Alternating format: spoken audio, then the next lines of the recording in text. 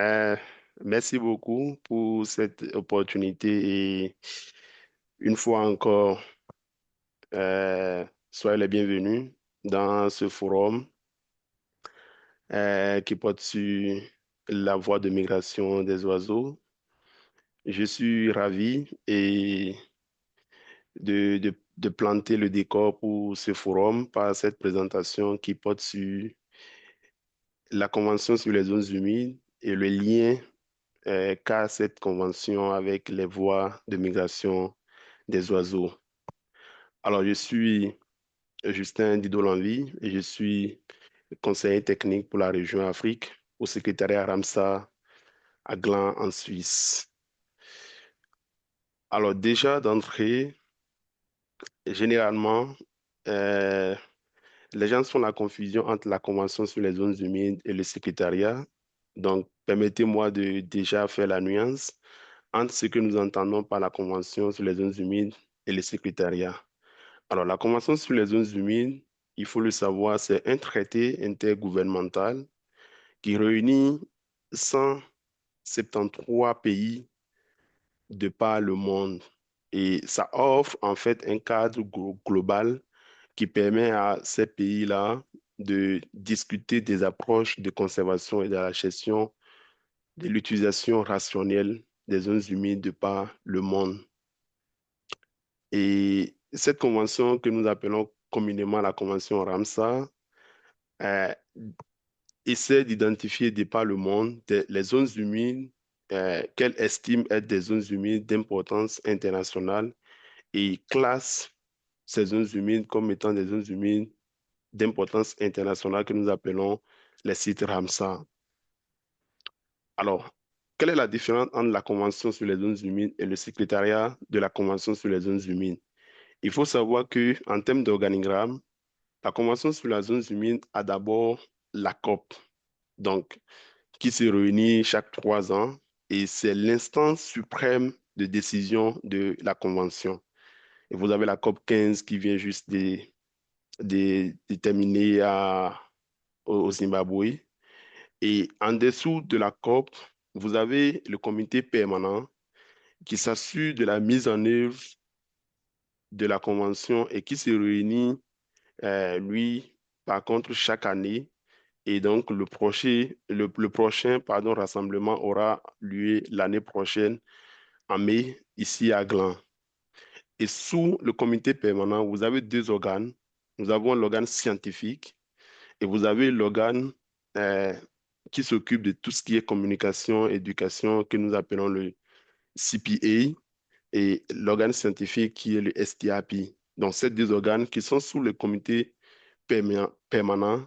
Et donc, vous avez sous cet ensemble la COP, le comité permanent, le STAP et le CPA. Vous avez sous cet ensemble maintenant le secrétariat qui, lui, assure, offre des services administratifs et s'assure que les activités de la Convention, les résolutions, les décisions sont mises en œuvre. Donc, essaie d'offrir un cadre qui permet de réunir les différents pays pour permettre que ces différentes résolutions, décisions soient mises en œuvre de façon efficace dans le temps et dans l'espace. Donc, voilà de façon globale la Convention, son organigramme de façon résumée et à quel niveau se situe le secrétariat au niveau de la Convention.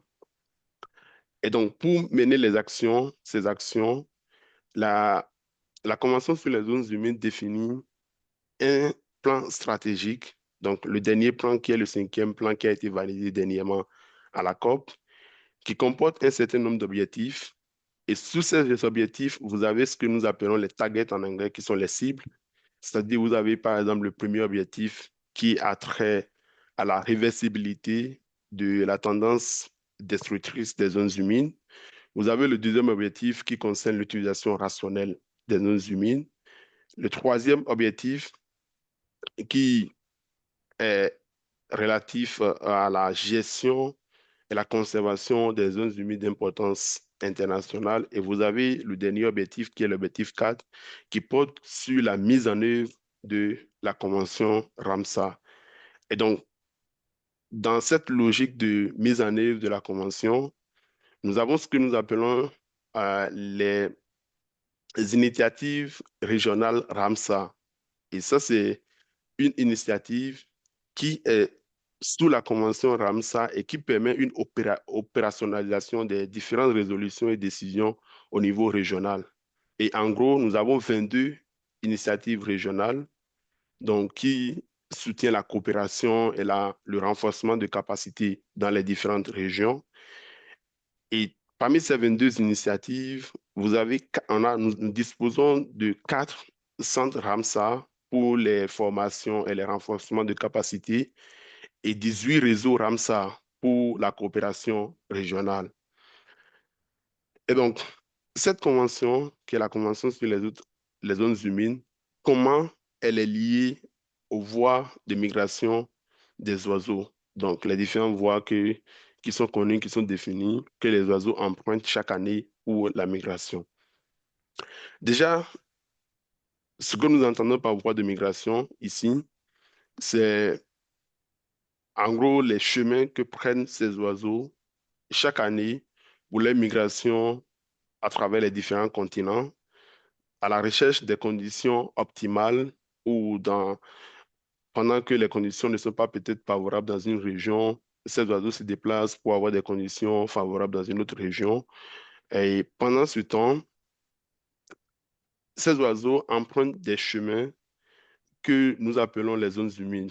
Donc, ces zones humides, selon la convention Ramsar, ce qu'on entend par zones humides, si nous nous retrouvons par exemple devant un espace qui s'inonde, soit permanemment ou de façon saisonnière, nous sommes en face d'une zone humide.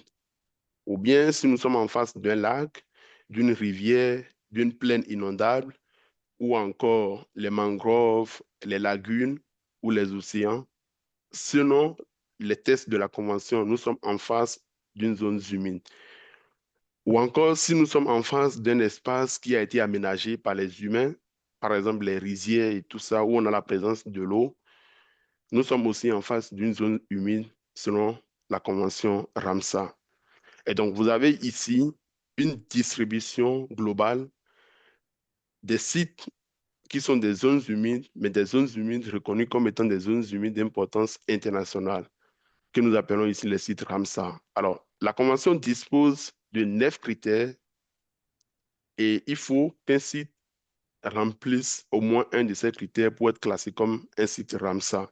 Et à ce jour, il existe plus de 2500 sites Ramsar de par le monde et qui couvrent plus de 2250 millions d'hectares un peu partout dans tous les continents, l'Afrique, l'Amérique, l'Europe et l'Asie, l'Océanie, tout ça. Et donc, parmi ces 9 critères que nous utilisons pour classer les sites Ramsar, il y a 4 critères qui sont directement liés aux oiseaux d'eau et donc les oiseaux migrateurs aussi. Nous avons le critère 2 qui est relatif aux espèces menacées, qui sont classées comme étant menacées, soit par la liste rouge de l'UICN, soit pas au niveau national. Et il y a les oiseaux qui font partie directement. Il y a le critère 4 qui porte sur, par exemple, les sites qui offrent un habitat de refuge aux espèces en cas de conditions défavorables dans les régions où ces espèces résident normalement. Et dans ce cas, en général, 90-95%, c'est essentiellement les oiseaux. Nous avons le critère 5 qui concerne essentiellement les sites qui abritent plus de 20 000 oiseaux d'eau. Donc, s'il y a un site qui abrite plus de 20 000 oiseaux d'eau en termes d'effectifs, ce site peut être aussi classé comme étant un site Ramsar. Et le sixième critère, c'est ce critère qui porte sur les 1% d'effectifs des populations des espèces. C'est-à-dire que nous avons un site, par exemple, qui abrite 1% de l'effectif global d'une espèce, une sous-espèce. On a 100 individus, par exemple, d'une espèce d'oiseau au niveau mondial, et on arrive à trouver un individu dans un site. Ce site peut être classé comme un site Ramsar. Donc, en gros, sur les 9 critères sur lesquels nous nous basons pour classer les sites Ramsar, il y a 4 critères qui sont directement liés aux oiseaux d'eau, aux oiseaux migrateurs. Et le lien, quand vous regardez ici, Nous avons en haut la carte qui montre les 9 grandes voies de migration des oiseaux. Et en bas, nous avons ici la carte qui montre la distribution des sites Ramsar de par le monde. Mais ici, sur cette carte, contrairement à la carte qui a été présentée sur la diapositive précédente, cette carte ici montre la distribution des sites Ramsar qui remplissent les critères 2, 4, 5 et ou 6 qui sont relatifs aux oiseaux d'eau, aux oiseaux migrateurs. Et quand nous observons la distribution ici, si nous prenons par exemple la côte ouest africaine de l'Afrique, vous avez des sites Ramsar qui sont tout au long de la côte ici. Et quand on regarde la carte qui porte les voies de migration des oiseaux, nous voyons aussi que il y a plusieurs voies de migration qui passent par cette région, notamment la voie de migration est-atlantique qui est concernée ici, qui passe au niveau de la côte ouest, ouest de l'Afrique et qui va jusqu'au niveau de l'Europe et tout ça. Et vous allez constater que sur cette voie, nous avons plusieurs zones humides qui se retrouvent sur cette voie de migration des oiseaux. Et donc, ces oiseaux, pendant ce voyage annuel, utilisent ces zones humides comme pour peut-être pour la reproduction ou pour se reposer pendant leur voyage ou pour se reproduire, pour se nourrir et tout ça. Donc, la Convention sur les zones humides, en militant pour une gestion rationnelle, une utilisation rationnelle et une bonne conservation efficace des zones humides, travaille directement pour maintenir les conditions favorables et les ressources nécessaires pour que ce voyage qu'effectuent ces oiseaux migrateurs ait lieu chaque année dans de bonnes conditions. Et pas plus tard qu'hier, qu'il y a cet article qui a été publié sur le site officiel de la Convention sur les espèces migratrices, où l'UICN déclare le colis à bec grêle officiellement éteint. Et donc, parmi les facteurs, donc, on indique ici que bien que les facteurs ne sont pas très bien étudiés et très bien connus, on soupçonne quand même la chasse non durable et la perte de l'habitat comme étant les facteurs majeurs ayant contribué à l'extinction de cette espèce d'oiseau. Et donc, en 2025, avec toutes les technologies qui existent et toute l'expertise disponible, de telles choses, normalement, devaient être évitées. Et donc, la Convention sur les zones humides, en travaillant pour maintenir ces zones humides d'importance internationale, s'assure d'avoir des conditions nécessaires, indispensables à la migration de ces oiseaux chaque année. Et donc, voilà déjà le lien direct qui existe entre ce que fait la Convention sur les zones humides sur le terrain et comment ça contribue directement au maintien des, des voies de migration des oiseaux. Et donc, pour montrer cette volonté Justin, manifeste de la you have Convention, around 3 minutes left. yes, 2 to 3. okay, thank you, yeah. Pour montrer cette volonté manifeste de la Convention à conserver ces voies de migration, la dernière COP a insisté sur beaucoup de partenariats entre la Convention et les organes qui s'occupent, par exemple, des voies de migration des oiseaux.